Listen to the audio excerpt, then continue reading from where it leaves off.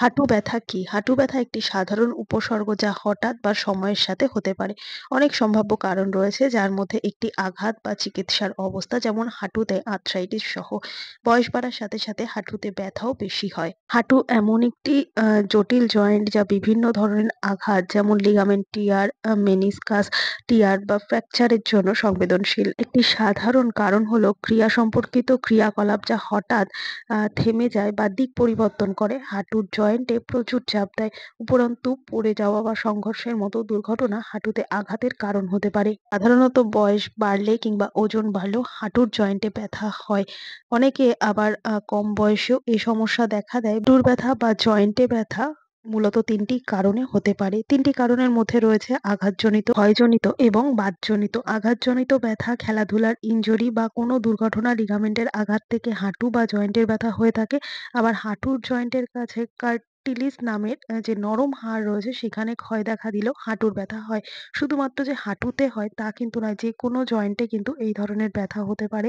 হাতের কবজিতে, গোড়ালিতে, এমনকি হাঁটুতে, কোমরের যেকোনো জায়গায় কিন্তু যে ব্যথাই হোক না কেন সেটাই কিন্তু মানুষের কাছে ভীষণই কষ্টদায়ক বলে মনে হয়। বিশেষজ্ঞদের মতে হাঁটু ব্যথা হলেই নিয়মিত ব্যথার ওষুধ খাওয়া ঠিক নয়। এতে আরো নানান রকম শারীরিক সমস্যা বাড়বে। সেক্ষেত্রে হাঁটুর ব্যথা কমাতে ঘরোয়া পদ্ধতি মেনে চলা একেবারে উপযুক্ত একটা উপায়। কেননা যেকোনো পেইন ক্লিয়ার দীর্ঘদিন ধরে খেতে খেতে কিন্তু আমাদের নানান রকম শারীরিক সমস্যা হতে পারে। তাই যতটা সম্ভব আমরা যদি ঘরোয়াভাবে এর প্রতিকার করার চেষ্টা করতে পারি সেক্ষেত্রে না আমাদেরই অনেকটাই সুবিধা হবে। চলো তাহলে দেখে নেওয়া যাক কি সেই ঘরোয়া পদ্ধতি। এর জন্য এখানে আমি নিয়ে নিয়েছি রসুন। রসুনের কিন্তু নানান রকম গুণ রয়েছে, নানান রকম শারীরিক ব্যথা, বেদনা, জ্বর, সর্দি, কাশিতেও কিন্তু রসুনের উপকারিতা আমরা প্রত্যেকেই জানি। আর যেকোনো ধরনের ব্যথা কমাতে কিন্তু রসুনের ভীষণ পরিমাণে উপকার রয়েছে। তো তাই জন্য এখানে আমি একটা রসুনের কোয়া নিয়ে নিলাম। এবার রসুনের কোয়া থেকে খোসাটাকে আমি ছাড়িয়ে নেব। তোমরা চাইলে খোসা সমেত রসুনও কিন্তু এক্ষেত্রে নিতে পারো। এবার এই রসুনের একটা মাত্র কোয়াকেই আমি একটুখানি এভাবে থেতো করে নিচ্ছি। এবার তোমরা যদি চাও পরিমাণটা বেশি কম করবে সেক্ষেত্রে সমস্ত কিছুর পরিমাণ কম বেশি করে নিতে পারো। যেহেতু এখানে আমি একবার ব্যবহারের মতোই তৈরি করছি, যেহেতু এটা দ্বিতীয়বার তৈরি করার পর ব্যবহার করা যায় না। একবারেই যেটুকু থাকবে আবার ফেলে দিতে হবে বেশি থাকলে পরে। তাই কিন্তু আমি অল্প করেই বানাচ্ছি। এবার থেতো করা রসুনের মধ্যে আমি দিয়ে দেবো ১ চামচ পরিমাণ হলুদ আর একটুখানি তেল। ৩ টাকে ভালো করে মিশিয়ে নেবো যাতে তেলের পরিমাণটা ১ম এই বেশি না হয়ে যায় সেটা খেয়াল রাখতে হবে। পরে প্রয়োজন পড়লে আবারও দিতে হবে। তারপর ভালোভাবে সমস্ত কিছুকে মিশিয়ে নিয়ে এখানে নিয়ে নিতে হবে একটা কলা। আর এখানে কিন্তু এরকম একটা কাঁঠালি কলাই তোমরা নেবে। তারপর ১ম এ কলার খোসাটাকে ছাড়িয়ে নেবে। আর কলার খোসাটাই কিন্তু এখানে দরকার। কলা কিন্তু কোনরকমভাবে দরকার নেই। তাই কলার খোসাটাকে ছোট, ছোট টুকরো করে এভাবে কেটে নিচ্ছি যেইটুকু পরিমাণ আমার দরকার। তবে খুব বেশি পরিমাণ কিন্তু কলার খোসা দরকার নেই। কলার খোসার মধ্যে আছে অ্যান্টি মাইক্রোবিয়াল, অ্যান্টিঅক্সিডেন্ট এবং অ্যান্টি ইনফ্ল্যামেটরি উপাদান, যেটা কিনা নানান রকমভাবে চিকিৎসার কাজে ব্যবহার করা হয়। এবার এই কলার খোসাটাকে এই মিশ্রণের সাথে ভালো করে মিশিয়ে নেব। এবার মিশিয়ে নেওয়ার পর যদি দেখা যায় যে এটা আরো একটু বেশি তেল দেওয়া প্রয়োজন তাহলে দিতে হবে। আর তার মধ্যে দিয়ে দেবো একটুখানি কর্পূর, গুঁড়ো কর্পূর ব্যবহার করতে পারো। আবারও ১ চামচ পরিমাণ তেল দিয়ে ভালো করে মিশিয়ে নিলাম। এবার এটাকে হালকা আঁচে একটু গরম করে নিতে হবে। তবে এমন একটা পাত্রের মধ্যে করবে যাতে এই পাত্রটা পুড়ে উঠলেও কোনো রকম সমস্যা নাই। এবার গ্যাসের আঁচটাকে কমিয়ে দিলাম। কমিয়ে দেওয়ার পর এই পাত্রটাকে এভাবে বসিয়ে দিলাম। হালকা গ্যাসের আঁচে হালকা করে গরম করে নেবো। বেশি ফুটানোর দরকার নেই, তাহলে কিন্তু কলার খোসার যে গুণটা সেটা আস্তে, আস্তে চলে যাবে। হালকা গরম হলেই কিন্তু এই কাজটা সাথে, সাথে করতে হবে। এবার তার আগে কি করব, এখানে নিয়ে নিয়েছি উষ্ণ গরম জল। অবশ্যই গরম জলটার মধ্যে একটুখানি লবণ দিয়ে নিয়েছি। এবার এই গরম জলটাকে হালকা করে এরকম একটা সুতির কাপড়ের মধ্যে এভাবে নিয়ে হালকা একটুখানি চিপে নেবো যাতে সম্পূর্ণ জলটা না বেরিয়ে যায় কাপড় থেকে। এবার যেখানে, যেখানে ব্যথা হবে তার জায়গাটায় কিন্তু ভালো করে এইভাবে একটু করে গরম জলে স্পঞ্জ দিয়ে নেবে। যদি সম্ভব হয় হট ওয়াটার ব্যাগও দিতে পারো। যদি সবার কাছে না থাকে তাহলে এই পদ্ধতিটা কিন্তু সবাই এপ্লাই করতে পারবে। জায়গাটাকে ভালো করে একটু গরম জল দিয়ে মুছে নেবে যাতে এই যে ব্যথাটা আছে অনেক তাড়াতাড়ি এই এরপর যে সলিউশনটা দেবো সেটা দিলে যেন কাজ করে। তাই কিন্তু আগে একটু গরম জল দিয়ে স্পঞ্জ করে নিচ্ছি। তোমরা যদি চাও আইস শেকও দিতে পারো। তবে এই যে আমরা সলিউশনটা লাগাবো তার আগে কিন্তু একটু গরম জল দিলেই উপকার পাওয়া যাবে। এদিকে এই সলিউশনটা হালকা গরম থাকতে, থাকতে এই হাঁটুর মধ্যে এই হলুদ মেশানো তেলটাকে লাগিয়ে নেব। তবে খুব জোরে হাতের তালু দিয়ে ডলাডলি করবে না। এইভাবে হালকা হাতে আঙুলের সাহায্যে যেখানে ব্যথা থাকবে সেই জায়গাটায় কিন্তু দিয়ে নেবে। তো এইভাবে কিন্তু একবার ক্লকওয়াইজ একবার অ্যান্টি ক্লকওয়াইজ এইভাবে মুভমেন্ট করিয়ে কিন্তু এটাকে তোমরা ডলে নেবে। খুব বেশি হাতের তালু দিয়ে জোরাজুরি করে চাপাচাপি করবে না। সেক্ষেত্রে পুরনো ব্যথা বা আঘাতজনিত ব্যথা হলে কিন্তু কমবে তো না, উপরন্তু ব্যথাটা বেড়ে যাবে।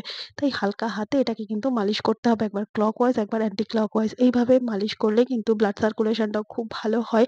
আর অনেক সময় ব্লাড সার্কুলেশনটা ঠিকমতো হয় না বলেও কিন্তু আমাদের যেকোনো জায়গাতেই ব্যথা হতে পারে। এইভাবে বেশ কিছুটা সময় এভাবে মেখে নেওয়ার পর তারপর কিন্তু এখানটায় রেখে দিতে হবে বেশ খানিকটা সময় এইভাবে। এবার রেখে দেওয়ার পর আমি এখানে নিয়ে নিয়েছি একটা কাপড়ের টুকরো। এরকম সুতির যেকোনো ধরনের কাপড় নেবে আর একটু লম্বা ধরনের নেবে। ছোট করে সরু করে ভাঁজ করে নিয়ে এইভাবে যেখানটায় আমরা এই তেলটা লাগিয়েছি তার জায়গাটা ভালো করে এভাবে কভার করে দেবো। আর এটা বিশেষ করে রাতের দিকে করার চেষ্টা করবে, তাতে কি সারারাত তোমরা একই রকমভাবে এই কাপড়টা দিয়ে মুড়িয়ে রেখে দিতে পারবে। তবে দিনের বেলাও করতে পারো, তবে যখনই করবে হাতে অন্তত ৪-৬ ঘন্টা সময় নিয়ে করবে, যাতে কাপড়টা এরকমভাবেই ৪-৬ ঘন্টা বেঁধে রাখতে পারো। তাতে কিনা অনেকটা ব্যথাটা রিলিফ হয়ে যাবে এইরকমভাবে। তবে সবথেকে বেশি ভালো হয় সারারাতের জন্য। সারারাত এরকমভাবে গরম অবস্থায় যদি বেঁধে রাখতে পারো অনেক তাড়াতাড়ি কিন্তু ব্যথাটা কমে যাবে। তবে সবের আগে কিন্তু বলে রাখি বন্ধুরা, যেকোনো ব্যথায় কিন্তু প্রথম দিকে গুরুত্ব দেওয়া দরকার। বেশি ঘাড়িয়ে গেলে কিন্তু এগুলো কোনোটাতেই কোনো কাজ হবে না।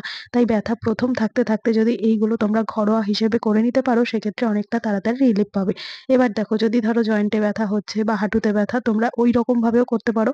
আর শুধুমাত্র তেলটা দিয়ে এছাড়াও তোমরা কিন্তু যদি অল্প সময়ের জন্য করতে চাও সেক্ষেত্রে এর মধ্যে কলার খোসা, রসুন যেগুলো রয়েছে সেগুলো ব্যথা জায়গায় এভাবে দিয়ে হালকা করে এভাবে রাব করবে। রাব করে নিয়ে তারপর কি করবে, খুব জোরে কিন্তু ডলে, ডলে ব্যথা জায়গায় মাখবে না। সেক্ষেত্রে আবারও বলছি, ব্যথা কমবে তো না বরঞ্চ বাড়বে। এইভাবে কলার খোসাটা দিয়ে হালকা করে রাব করে নিয়ে তারপরে এই কলার খোসাগুলোকে এইভাবে ব্যথা জায়গায় এইভাবে দিয়ে দাও। রসুনটাও দিতে পারো। এরকমভাবে সমস্ত কিছু এই টুকরো, টুকরো কলার খোসাগুলোকে দিয়ে তারপর আবারও একটা কাপড়ের সাহায্যে বেশ খানিকটা সময় বেঁধে রাখবে। তবে এক্ষেত্রে কিন্তু ৪-৬ ঘন্টা বেঁধে রাখার দরকার নেই। আধা ঘন্টা কি ১ ঘন্টা রেখে দিলেই অনেকটা রিলিফ পাওয়া যাবে।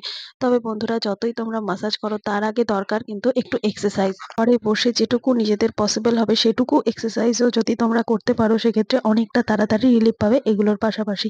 তার জন্য কি করতে হবে, প্রথমেই শক্ত কোনো জায়গায় বসে নিতে হবে। এখানে আমি খাটের মধ্যে দেখাচ্ছি, মানে এই না যে তোমরা খাটের মধ্যেই করবে। যেকোনো মেঝের মধ্যে কোনো একটা ভারী কাপড় পেতে বা শক্ত বিছানার মধ্যেও কিন্তু করতে পারো। এইভাবে হাঁটুটাকে, এক হাঁটুকে ভাঁজ করে আরেক হাঁটুকে এরকমভাবে সামনের দিকে রেখে তারপর হাত দিয়ে হাঁটুটাকে ধরে নিয়ে বুকটাকে বারবার হাঁটুর কাছে নিয়ে আসতে হবে। এইভাবেও যদি তোমরা অন্তত ১৫ থেকে ২০ বার অল্টারনেটিভ পায়ে করতে পারো, এটাও কিন্তু দারুণ একটা জয়েন্ট বা হাঁটুর ব্যথার জন্য উপকার পাবে। এছাড়াও কোনো একটা শক্ত ব্যাকগ্রাউন্ডে দাঁড়াবে, মানে ধরো মেঝের মধ্যে তোমরা যদি দাঁড়াও, ব্যাকগ্রাউন্ডে মানে পিছনে যেন একটা হেলান দেওয়ার জায়গা থাকে এরকম দেয়াল টাইপের। তারপর গোড়ালিটাকে একেবারে মেঝের মধ্যে আর দেয়ালের মধ্যে এভাবে টাচ করে রেখে পায়ের শুধুমাত্র পাতাটাকে, আঙুলের সামনের দিকটাকে এইভাবে গোড়ালিটাকে মেঝের মধ্যে রেখে আঙুলের সামনেটাকে এইভাবে একটু, একটু করে উঠাতে হবে। অল্টারনেটিভ পা এভাবে কিন্তু ১৫ থেকে ২০ বার করতে হবে। সারাদিন কিন্তু এভাবে ২ থেকে ৩ বার এক্সারসাইজ করলে অনেকটা রিলিফ পাওয়া যাবে। এছাড়া বন্ধুরা, ফ্লোরের ওপর বা শক্ত বিছানার ওপর এভাবে বসে পায়ের তলায় এইভাবে একটা শক্ত বালিশ দিয়ে নেবে। এবার বালিশের ওপর হাঁটুটাকে একবার এরকমভাবে লাগাবে, আবার একটুখানি হাঁটুটাকে বালিশ থেকে উপরে তুলে নেবে। এইভাবে বেশ ৮ থেকে ১০ বার কিন্তু করতে হবে। তো এইরকমভাবে যদি তোমরা নিজেরাই বাড়িতে করে নাও সেক্ষেত্রে না দেখবে অনেকটাই রিলিফ পাওয়া যাবে। এছাড়া পায়ের যে পাতাটা সেটাকেও কিন্তু হালকা, হালকা করে মুভমেন্ট করতে হবে। শুধুমাত্র ব্যায়ামের মাধ্যমে যে আমাদের ব্যথা জায়গা আরাম পায় তা কিন্তু নয় বন্ধুরা। যেই জায়গাটা তোমরা ব্যায়াম করবে তার কিন্তু ব্লাড সার্কুলেশনটা খুব ভালো মতো হবে, তাতে ব্যথা কিন্তু অনেকটাই কমবে। এছাড়া শক্ত কোনো জায়গায় ওপর নিচ এরকমভাবে দাঁড়িয়ে নেবে। আর উঁচু জায়গায় পাটাকে এভাবে রেখে পায়ের হাঁটুর কাছে এইভাবে হাতটাকে নিয়ে মুভমেন্ট করবে। আর যেদিকে মুভমেন্ট করবে সেদিকে পায়ের পাতাটাও এভাবে বেঁকিয়ে দিতে হবে। এইভাবে অল্টারনেটিভ পা কিন্তু একটু উঁচু জায়গায় রাখবে। যেমন ধরো তোমরা মেঝেতে দাঁড়িয়ে রয়েছো, খাটের উপর একটা পা তুলে নিতে পারো। আবার হয়তো একটা চেয়ারের উপর একটা পা তুলে নিতে পারো। এইভাবে কিন্তু অল্টারনেটিভ পা করলে অনেক তাড়াতাড়ি রিলিফ পাবে। এইভাবে যদি ঘরোয়া মাধ্যমে তোমরা ব্যথা প্রতিকার করে নিতে পারো সেক্ষেত্রে কিন্তু ডাক্তার বা পেন ক্লিয়ার খাওয়ার একেবারেই দরকার পড়বে না। আশা করছি আজকের এই টিপসগুলো তোমাদের অনেকটাই কাজে দেবে। ভালো লেগে থাকলে লাইক, কমেন্ট, শেয়ার করে পাশে থাকবে। ভিডিওটা কে কোথা থেকে দেখছো কমেন্ট করে জানাতে ভুলবে না। দেখা হবে আবার অন্য ভিডিওর সঙ্গে। ধন্যবাদ।